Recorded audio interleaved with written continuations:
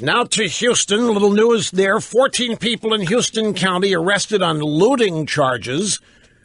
Over the past 48 hours, Hurricane Harvey's moved on. The rain has stopped in Houston, and the floodwaters are receding. In some cases, they're receding at a pretty decent clip. Why are you looking at you? Have you not heard? Oh, I was looking at me like you haven't heard that said anywhere. The rain has stopped. I mean, have you seen the radar? I mean, the media may be telling you it's still raining there, but if you look at the radar, it isn't. Harvey has moved on. Floodwaters, look, they will naturally recede at some point once the rain stops, but it's got a long way to go, and it's going to be devastating when that floodwater recedes. When we see what's beneath the water, the damage that's there, it's going to be shocking. Anyway, there's a growing body of thought that people should be allowed to loot. The media is putting forth the idea that it's not really fair to call people trying to survive looters. It's unfortunate. They said tags them with a term that might stay with them for the rest of their lives, and all they are is decent people trying to hang on, trying to survive. Tom Lamas, the ABC World News Tonight anchor, said, "We are witnessing looting right now at a large supermarket in the northeast part of Houston. Police have just discovered a body nearby." Apparently, after Tom Lamas reported witnessing looting, people went to Twitter and took issue with the fact that he was tweeting about looters before tweeting about the body. Other people were upset at the idea of characterizing people just trying to get food during a disaster as looters. This disgusting tweet could only serve to make already traumatized people feel more unsafe. You and ABC, Lamas, should feel ashamed. Pretty sure their call is trying to survive. Houston's been devastated. How do you loot bread and peanut butter? So the movement is on Twitter to not allow looting to be called looting. Now, from the Washington Post, David Von Driel. Harvey's burdens will fall hardest on the poor. You could see this coming 35 years ago. For those of you new to the program, let me tell you a joke. Let me tell you how stereotypical this is. Harvey's burdens will fall hardest on the poor. One day, God's watching the Oprah Winfrey Show. And he says, you know what? This thing with humanity is not working. Humanity is a disaster, and I'm tired of the experiment. So God called USA Today. He called the New York Times. He called the Wall Street Journal to tell them the world was going to end in 24 hours, that humanity had blown it, or he had blown it, maybe a combination too, but it was over. The New York Times asked for an exclusive. They were denied. The way the story, God to End World, was handled at the newspapers went like this. The USA Today headline, "We're done." The New York Times, "God says world to end tomorrow.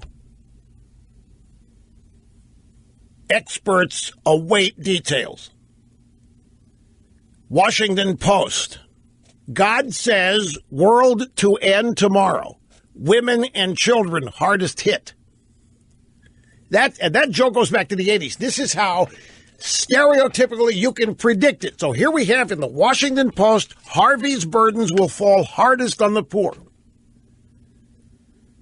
Here's how it starts. There's an insight, sometimes credited to W.B. Bat Masterson, the buffalo hunter turned Wild West lawman turned hard-drinking gambler who ended up as a pal of Teddy Roosevelt and died a famous New York sports writer.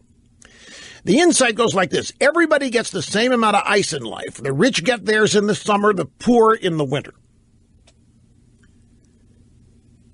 The catastrophe on the Texas coast makes little or no distinction between rich and poor, for now anyway.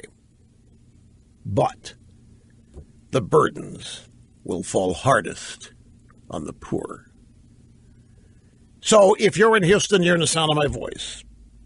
If you're middle class, or God forbid even rich, and I saw some rich homes nearly all underwater, and if you've lost a lot of property, if you've lost members of your family in this natural disaster, you should be comforted by the fact that the poor are going to have it even harder than you've had it.